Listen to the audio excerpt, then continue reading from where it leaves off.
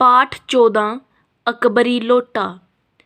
लाला जाहूलाल को खाने पीने की कमी नहीं थी। काशी के ठठेरी बाजार में मकान था। नीचे की दुकानों से 100 रुपये मासिक के करीब किराया उतर आता था। अच्छा खाते थे, अच्छा पहनते थे, पर 250 रुपये तो एक साथ आंखें सेकने के लिए भी ना मिलते थे। इसीलिए जब उनकी पत्नी ने एक दिन एकाएक 250 रुपये की मांग की पेश की, तब उनका जी एक बार जोर से सनसनाया और फिर बैठ गया। उनकी यह दशा देखकर पत्नी ने कहा, डरिए मत, आप देने के असमर्थ हों तो मैं अपने भाई से मांग लूं।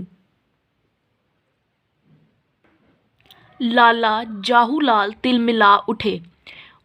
उन्होंने रोब के साथ कहा, अजी हटो, 250 रुपये के लिए भाई से भीख मांगोगी? मुझसे ले लेना, लेकिन मुझे इसी जिंदगी में चाहिए। अजी इस सप्ताह में ले लेना। सप्ताह से आपका तात्पर्य 7 दिन से है या 7 वर्ष से? लाला जाहूलाल ने रोब के साथ खड़े होते हुए कहा, आज से 7वें दिन मुझसे 250 रुपये ले लेना। लेकिन जब 4 दिन ज्यों त्यों में यूं ही बीत गए और रुपयों का कोई प्रबंध ना हो सका, तब उन्हें चिंता होने लगी। प्रश्न अपनी प्रतिष्ठा का था। अपने ही घर में अपनी साख का था। देने का पक्का वादा करके अगर अब दे ना सके तो अपने मन में वह क्या सोचेगी? उसकी नज़रों में उसका क्या मूल्य रह जाएगा?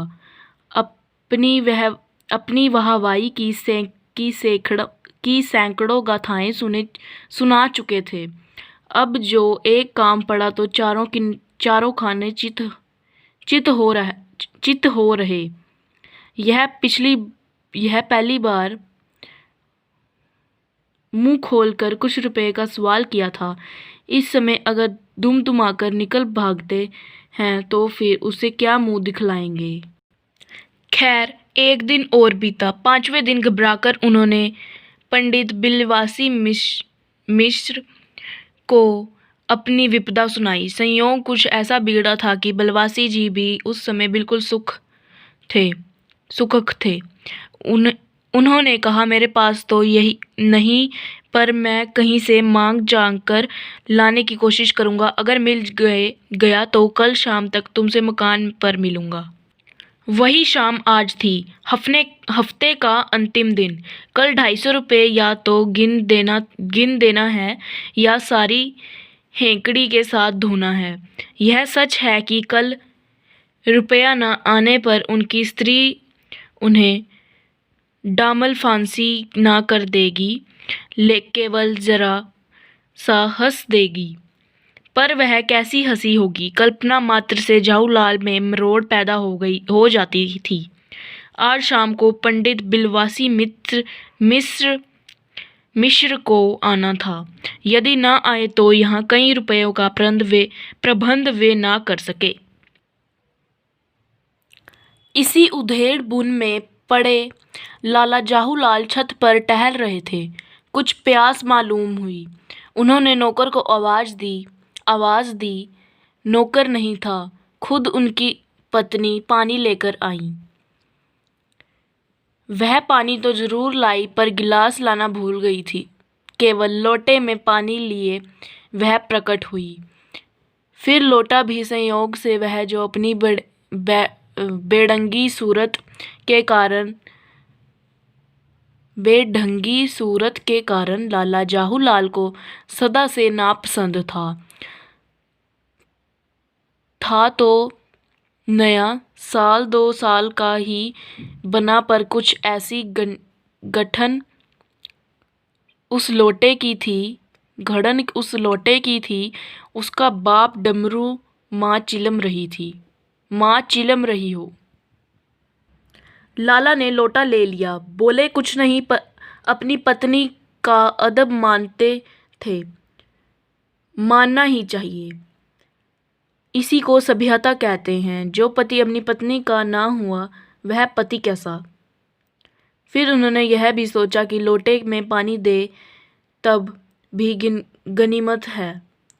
अभी अगर चूं कर देता हूँ तो बाल्टी में भोजन मिलेगा, तब क्या करना बाकी रह जाएगा। लाला अपना गुस्सा पीकर पानी पीने लगे। उस समय वे छत की मुंडेर के पास खड़े थे। जिन बुजुर्गों ने पानी पीने के संबंध में यह नियम बनाए थे कि खड़े खड़े पानी ना पियो, सोते समय पानी ना पियो, दौड़ने के बाद पानी ना पिए, उन्होंने पता नहीं कभी यह भी नियम बनाया था कि छत की मुंडेर के पास खड़े होकर पानी ना पियो। जान पड़ता है कि इस महत्वपूर्ण विषय पर उन लोगों ने कुछ नहीं कहा है। लाला जाहूलाल मुश्किल से 2-1 घूंट पी पाए होंगे कि ना जाने कैसे उनके हाथ हिल उठा और लोटा छूट गया। लोटे ने दाएं देखा ना बाएं, वह नीचे गली की ओर चल पड़ा। अपने वेग में उल्का को लजाते हुए वह आंखों से ओझल हो गया। किसी जमाने में न्यूटन नाम के किसी खुराफाती ने पृथ्वी के आकर्षण शक्ति नाम की एक चीज इजाद की थी। कहना ना होगा कि वह सारी शक्ति इस समय लोटे के पक्ष में थी।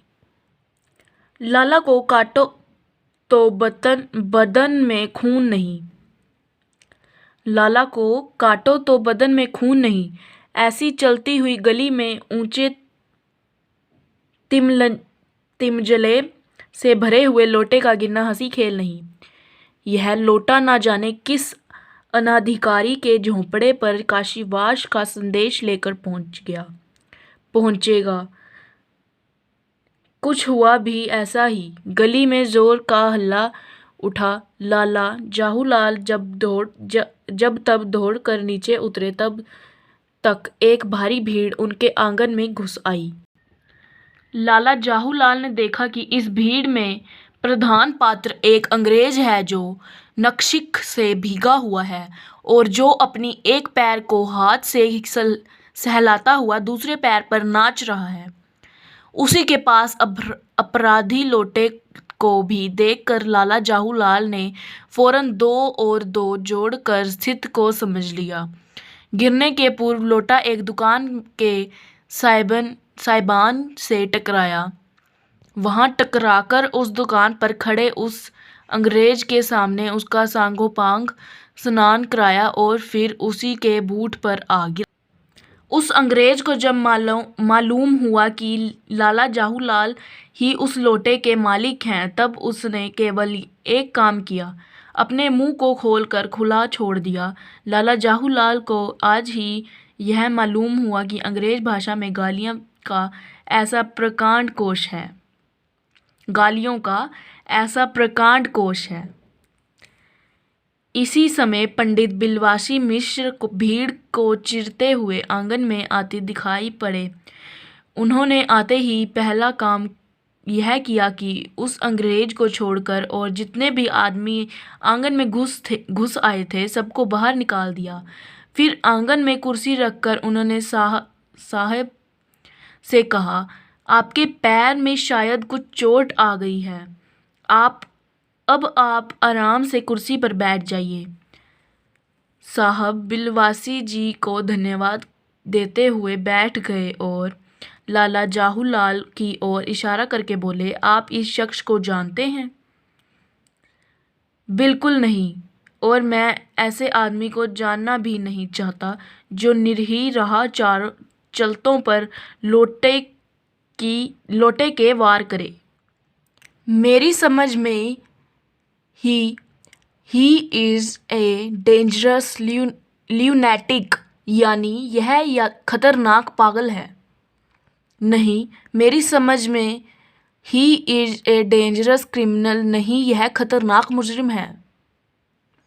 परमात्मा ने लाला जाहूलाल की आंखों को इस समय कहीं देखने के साथ खाने की भी शक्ति दे दी होती तो यह निश्चय है कि अब तक बिलवासी जी को वे अपनी आंखों से खा चुके होते।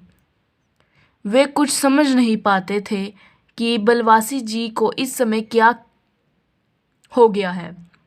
साहब ने बिलवासी जी से पूछा तो क्या करना चाहिए।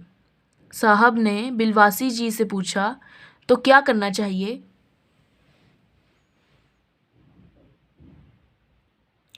पुलिस में इस मामले की रिपोर्ट कर दीजिए जिससे यह आदमी फौरन हिरासत में ले लिया जाए।